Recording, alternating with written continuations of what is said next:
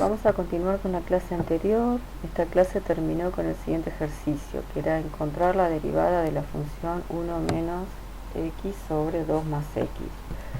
Se planteó la definición para hallar la derivada y finalmente se encontró que su derivada era menos 3 sobre 2 más x al cuadrado. Ahora vamos a ver la derivada de algunas funciones. Si yo tengo una función constante c, entonces su derivada es 0.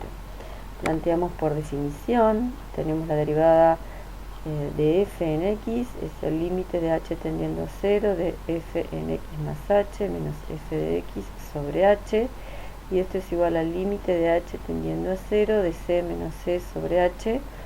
Fíjense que tengo c menos c, ya que la función es constante y vale lo mismo para x más h que para x, y este límite da 0. Ahora, si queremos hallar la derivada de la función mx más n, entonces su derivada es m.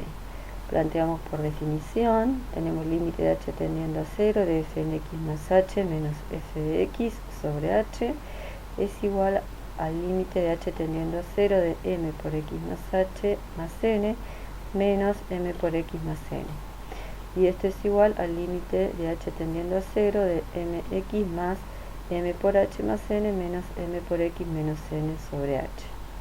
Esto es igual, haciendo las cancelaciones pertinentes, m por x menos m por x, n menos n, nos queda el límite de h tendiendo a 0 de m por h sobre h. Puedo cancelar h, ya que h tiende a 0 y no es 0, así que esto nos da m. Ahora vamos a ver la derivada de algunas funciones, pero no las vamos a demostrar. Estas se pueden sacar de tablas de derivada, de los libros. Acá hicimos elegimos algunas en particular que son las más usadas. La derivada de la función seno de x es igual al coseno de x. La derivada del coseno de x es el menos seno de x. La derivada de la tangente de x es igual a la secante cuadrado de x.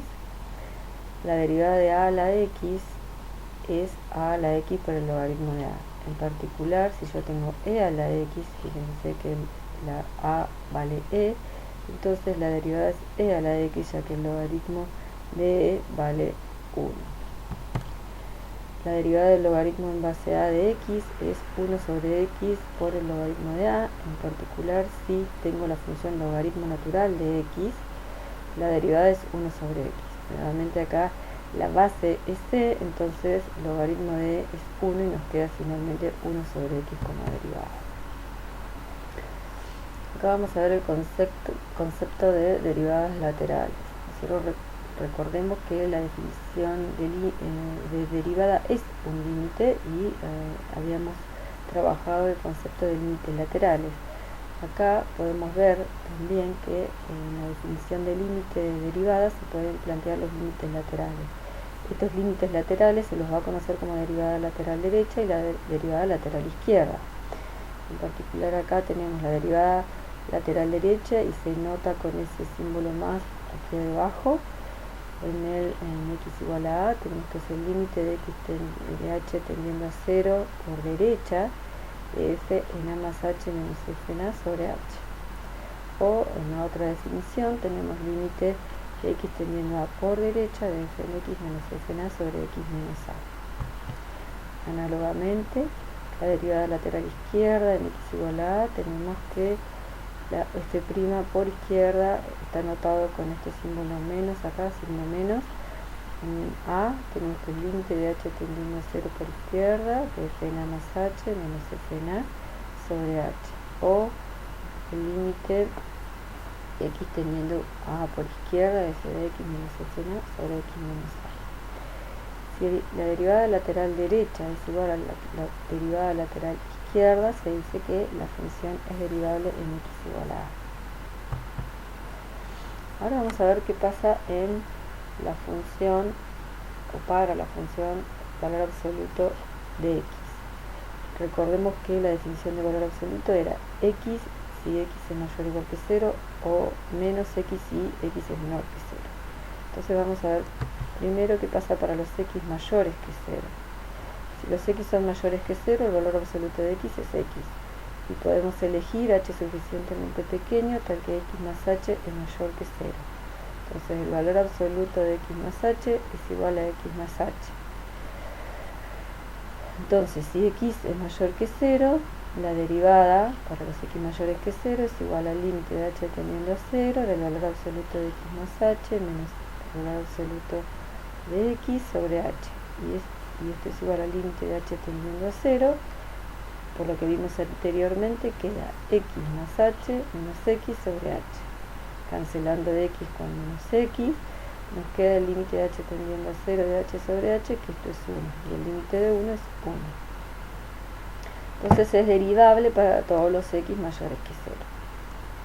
Análogamente, si x es menor que 0, el valor absoluto de x es menos x.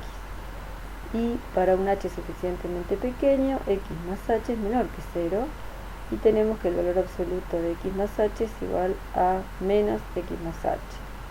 Entonces tenemos la derivada de la función para los x menores que 0 es h tendiendo a 0 del valor absoluto de x más h menos el valor absoluto de x sobre h, que esto es igual, por lo que vimos anteriormente, menos x más h menos x sobre h. Y esto es igual al límite de h tendiendo a 0 de menos h sobre h, que esto es menos 1, así que nos queda el límite de h tendiendo a 0 de menos 1 es menos 1. Por lo tanto, es derivable para cualquier x menor que 0. Entonces ahora nos falta ver qué pasa en x igual a 0. Y lo planteamos por definición. Como en x igual a 0 hay un cambio de definición de la función, tenemos que hacer derivadas laterales, es decir, límites laterales de la definición de derivada. Entonces nos queda h tendiendo a 0 por la derecha de 0 más h menos el valor absoluto menos el valor absoluto de 0 sobre h es igual a h tendiendo a 0 por derecha del valor absoluto de h sobre h. Y esto es límite de h tendiendo a 0 por la derecha de h sobre h, que es 1. Ahora bien, por izquierda, ¿qué nos queda la derivada lateral? H tendiendo a 0 por izquierda del valor absoluto de 0 más h menos el valor absoluto de 0 sobre h es igual al límite de h tendiendo a 0 por izquierda del valor absoluto de h sobre h, y esto es igual a límite de h tendiendo a 0 por izquierda de menos h sobre h, que es menos 1. Fíjense que el límite lateral derecho es distinto al límite lateral izquierdo, es decir, la derivada lateral derecha es distinta a la derivada lateral izquierda, 1 y menos 1. Entonces la función no es derivable en x igual a 0. Entonces ahora vamos a ver cómo nos quedó la función derivada. Nos queda 1 si x es mayor que 0, menos 1 si x es menor que 0. Y fíjense que el 0 no está definido. Acá vemos el gráfico de la función f, es decir, del valor absoluto de x, y la de la derivada, que vale 1 para los x mayores que 0, menos 1 para los menores, y el 0 no está definido. Vamos a ver ahora un teorema importante que nos dice que si f es derivable en a, entonces f es continuo en a. El recíproco de este teorema no es cierto, o sea, si f es continuo no significa que sea derivable. Para esto podemos ver el ejemplo anterior. La función valor absoluto es continua en 0, sin embargo no es derivable en 0. ¿Cuándo una función no sería derivable?